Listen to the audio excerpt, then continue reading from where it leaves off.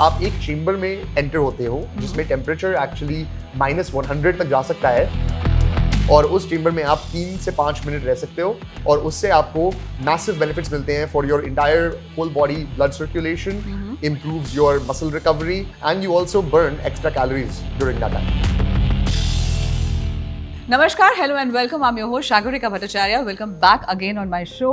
Well, इस बार बात हो रही है वेलनेस की, जो कि हमेशा होती है, लेकिन हाँ, इस बार मेरे साथ एक बहुत ही हैंडसम एमिनेंट पर्सनालिटी बैठे हुए हैं एंड इनकी तारुफ की जरूरत नहीं है। मैं आपको बता दूं, ये हमारे साथ Rishabh Jain, who is a former athlete and a fitness freak.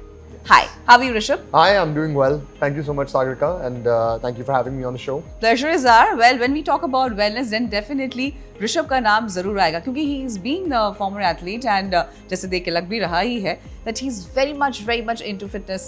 So Rishabh, अगर आज की बात की जाए, so what is wellness in your terminology? क्या कहा जाता है इसे? Yeah, of course. तो आज की डेट में अगर हम wellness की बात करें, तो wellness का मतलब आजकल बहुत चेंज हो चुका है and for me it truly means holistic well-being.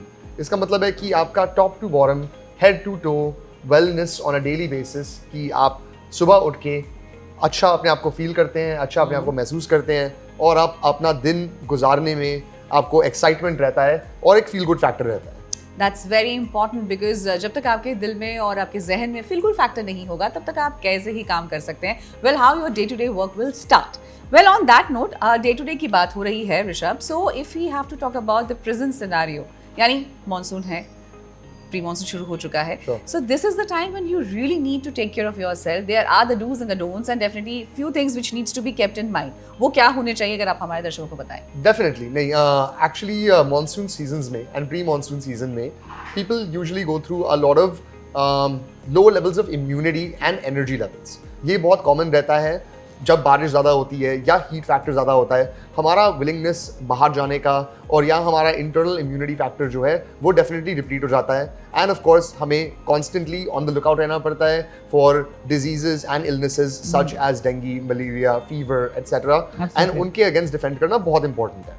Exactly. सो इसके लिए वेलनेस के लिए क्या वो मेजर्स होने चाहिए, क्या वो थिंग जो आप डे टू डे लाइफ में ला सकते हैं और साथ साथ उन पे आप अमल भी कर सकते हैं? श्योर, आई थिंक एक बहुत इंपॉर्टेंट फैक्टर है आपका अच्छा हाइड्रेशन रहना। So important not to become dehydrated during the day. आप अच्छे लेवल पे पानी का इंटेक कर रहे हैं, आप लेट्स से यूज कर रहे हैं something like a coconut water for example to replenish your electrolyte levels, ये बहुत इंपॉर्टेंट है, या आप नेचुरल इलेक्ट्रोलाइट सप्लीमेंट ले रहे हैं।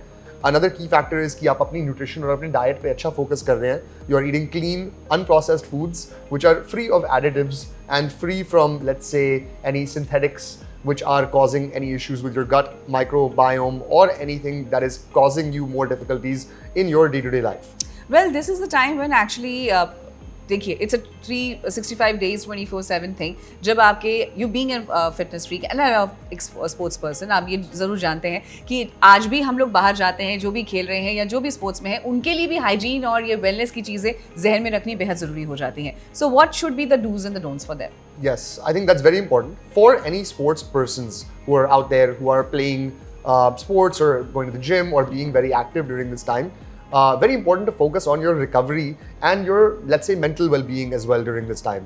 Because if you don't incorporate the right recovery aspects, आप उन technologies या उन methods का use नहीं कर रहे हो, for example, आप एक practice कर सकते हो, for example, like a cold shower, which you can do to boost your recovery and improve your, let's say, recovery levels after a tough session. आप hydrate कर रहे हो अपने आप को with non-sugary electrolytes. That's a very important one as well. And अगर आपके पास उस level का access है, तो आप something like a red light therapy or a cryotherapy को भी access कर सकते हो, which would really help you to prevent and reduce your risk of injuries. Red light therapy and cryotherapy, ये क्या है? ये मुझे थोड़ा सा inquisitive है because I haven't heard about it. What exactly? थोड़ा सा आप हमारे दर्शकों को बताएं। Sure. So cryotherapy actually एक cold therapy modality है. So I guess सब लोगों ने सुना होगा cold plunges के बारे में। बहुत सारे प्रोफेशनल एथलीट्स जो टॉप लेवल पे खेलते हैं वो कोल्ड प्लंजर्स का इस्तेमाल करते हैं in order to shock their body with the cold factor so that they boost their blood circulation and improve their healing and improve the muscle recovery.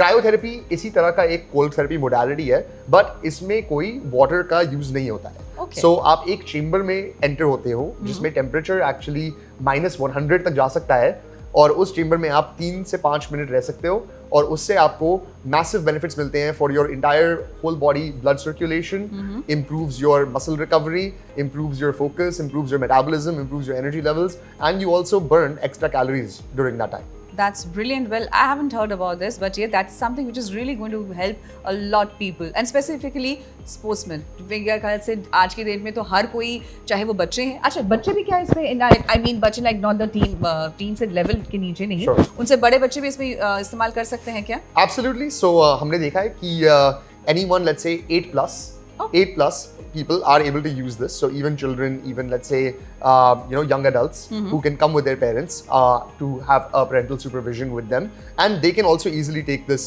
therapy on board. इसका एक और बहुत बड़ा benefit है कि मॉनसून सीजन में जैसे हम बात कर रहे थे कि कोल्ड प्लंज में जो पानी में आपका इमर्जन होता है उससे आपकी एक्चुअली इम्यूनिटी लेवल डाउन हो जाती है, तो उस टाइम पे आप फॉल सिक भी कर सकते हो। बट क्रायोथेरेपी में because of the air cooling आपका कोई एक्सपोजर नहीं रहता है एंड आपका टेम्परेचर लेवल वापस बिल्कुल नॉर्मल पे आ जाता है within 2 minutes after the session. So that is, I think, much more doable. Yes. Or without any repercussions or any Right. bad effects. Yes, there are no side effects, no negative repercussions, no harmful effects whatsoever.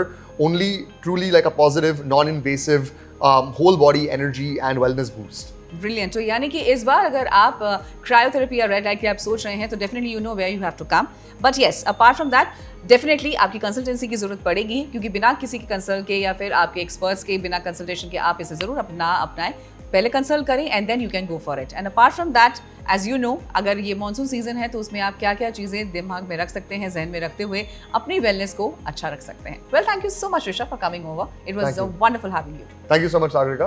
Thank you for having me. Pleasure. And इसी के साथ आज के episode में फिलहाल इतना ही।